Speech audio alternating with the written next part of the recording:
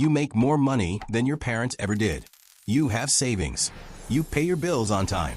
And yet, every time your phone buzzes with a bank notification, your chest tightens. You check your account before you fall asleep. You check it again in the morning. You don't feel rich. You don't even feel stable.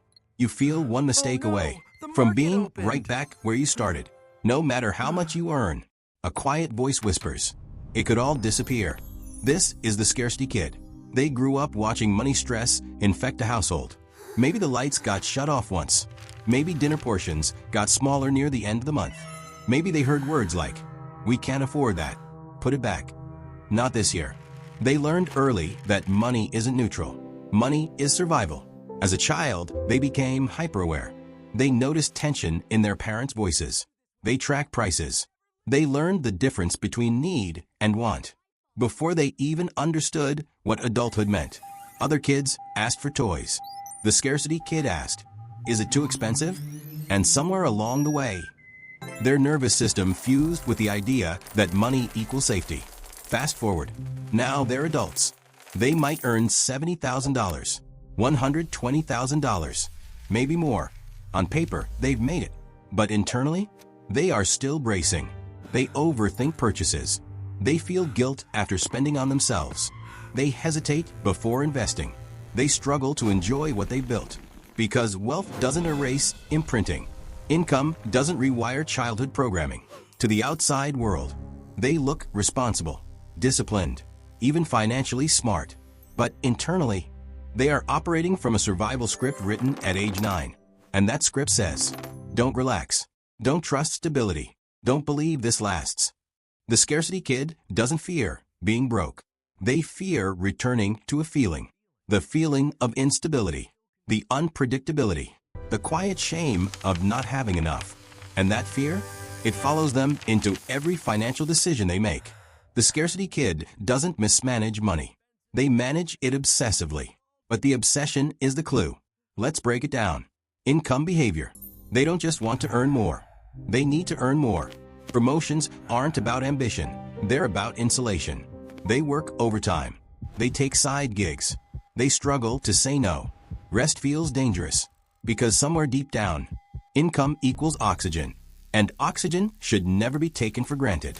Even after reaching a stable salary, they still scan job boards. Still update their resume. Still imagine worst-case scenarios. Not because they're strategic. Because they're bracing. Spending behavior. They split into two extremes. Type 1, hyper-frugal. Tracks every dollar. Feels guilt over small pleasures. Replays purchases in their mind at night. Type 2, stress spender. After long periods of restriction, they snap. They buy impulsively. Not out of joy, but out of emotional release. Then comes the guilt. The Scarcity Kid doesn't spend freely. They oscillate between control and relief. And neither feels peaceful. Investing behavior. This is where it gets interesting. They save, but they hesitate to invest. Because investing means risk. And risk feels like exposure. Even when they understand the math. Even when they know long-term growth favors them. Their nervous system whispers, what if it crashes? What if you lose it? What if you need it? So money sits in low-yield accounts. Overprotected. Underutilized. Safety over growth. Every time. Social comparison behavior. They are hyper-aware of other people's lifestyles. But not in the way you think. When friends upgrade homes, they don't feel envy first. They feel anxiety. How can they afford that? What if they lose it? Are they overextended? Because the Scarcity Kid doesn't see luxury. They see risk. And sometimes, quietly, they judge people who spend freely. Not because they're arrogant, but because watching others feel safe with money feels foreign, even threatening. Here's the pattern. Earn to prevent collapse. Restrict to feel control. Avoid risk to preserve stability. Stay vigilant to prevent surprise. It looks responsible from the outside, but internally, it's exhausting. Because their financial system isn't built on strategy. It's built on defense. And defense is not the same thing as growth. The psychological route, 6:30 to 9:30. The Scarcity Kid is not reacting to their bank account. They're reacting to memory. When you grow up around financial instability, your brain doesn't just observe it. It adapts to it. A child cannot control income. They cannot fix debt. They cannot stabilize the household. So the brain does the only thing it can. It becomes hypervigilant. It scans for threat. It anticipates loss. It prepares for impact. Over time, this becomes wiring. Psychologists call this scarcity imprinting. When resources feel unpredictable during formative years, the nervous system encodes one core belief: security is fragile. And here's the part no one talks about. The body does not update itself automatically. You can increase income. You can build savings. You can even become objectively wealthy. But if your nervous system was trained in uncertainty, stability will still feel temporary. This is why the scarcity kid checks their bank account compulsively. Not because they don't trust math. Because they don't trust permanence. There's also something deeper at play. Shame. Growing up without money often carries quiet social comparison. Field trips you couldn't afford. Clothes that didn't fit in. Hearing other kids talk about vacations you never took. The scarcity kid learned two things. Money determines belonging. Not having enough feels humiliating. So now, as adults, they chase two emotional goals. Avoid instability. Avoid embarrassment. This is why they overwork. Why they hesitate to invest. Why they feel uneasy spending on joy. They're not trying to be rich. They're trying to never feel small again. There's also a behavioral economics component. Scarcity narrows cognitive bandwidth. Studies show that when people operate under perceived scarcity, they become short-term focused, defensive, risk-averse. Even when the scarcity is no longer real, the cognitive pattern can remain. The scarcity kid doesn't realize it. But their decisions are often made from a 10-year-old survival lens. And survival lenses don't optimize for growth. They optimize for protection. Here's the paradox. The habits that help them survive childhood are the same habits limiting their expansion in adulthood. Hyper-control becomes rigidity. Caution becomes stagnation. Saving becomes hoarding. Stability becomes fear of movement. And the cruelest part? They think this is just who they are. They call it being careful. They call it being responsible. They don't realize it's the nervous system still waiting for the lights to shut off. Let's run the pattern forward.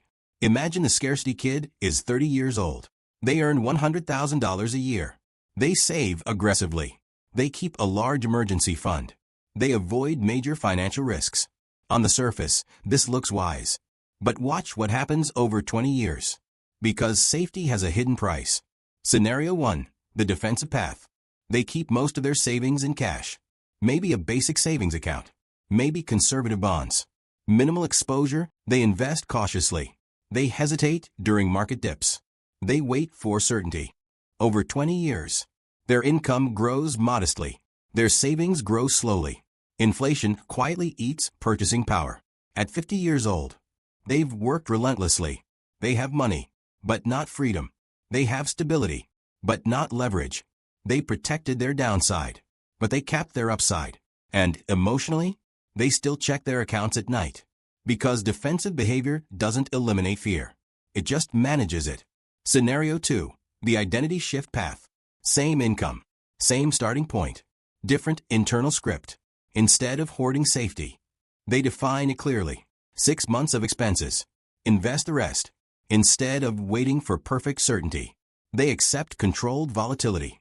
Instead of reacting emotionally to downturns, they automate. Over 20 years, compound growth does its quiet work. Their investments multiply. Their income scales with confidence.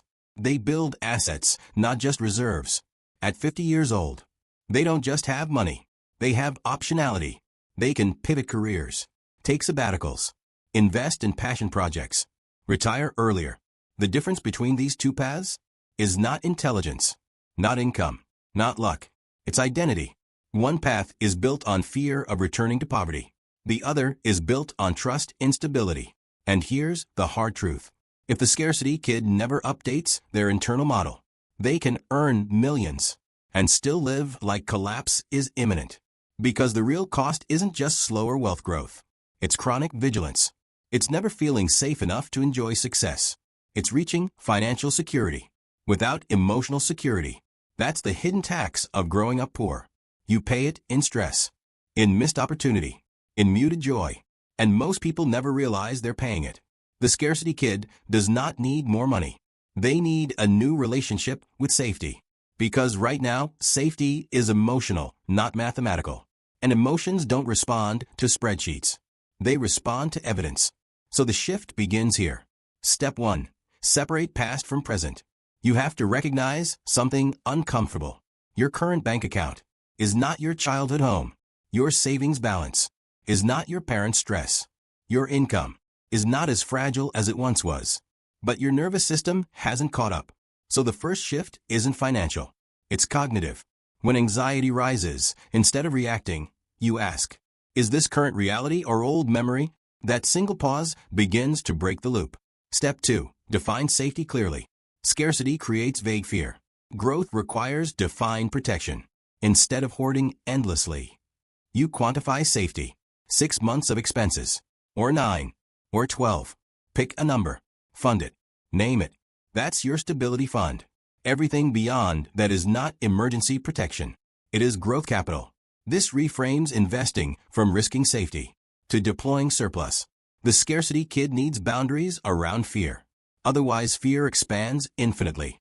Step 3. Automate trust. Scarcity kids struggle with volatility because they monitor constantly. So remove the monitoring. Automate investments. Automate transfers. Automate increases. Reduce decision-making. Because if every investment requires emotional approval, fear will always vote no. Automation builds evidence. Evidence builds trust. Trust rewires identity. Step 4. Redefine wealth. Right now, wealth equals not going back. But that's a survival definition. Adult wealth is different. Wealth is optionality. Wealth is time flexibility. Wealth is not thinking about money every day. The scarcity kid must ask, what would financial peace actually feel like? Not accumulation. Peace. Because you can accumulate forever and never arrive. Peace comes when safety is internalized, not just accumulated. The final shift. Here's the paradox. Growing up poor gave you strengths, resilience, work ethic, awareness, discipline. But those strengths were built in a storm. You are not in the storm anymore.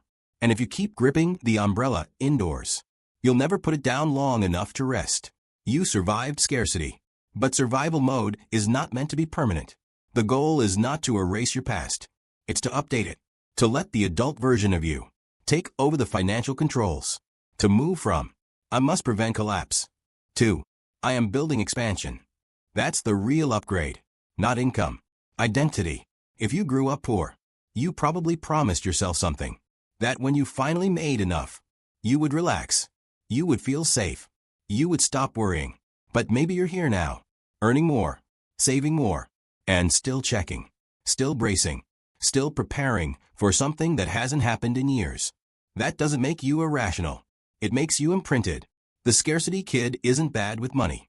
They're loyal to a younger version of themselves, a version that needed protection. But maybe it's time to ask, are you still surviving? Or are you ready to build? Because there's a difference between being financially secure and feeling financially secure. And one of them requires rewriting the story. So here's the question. Did you grow up with scarcity?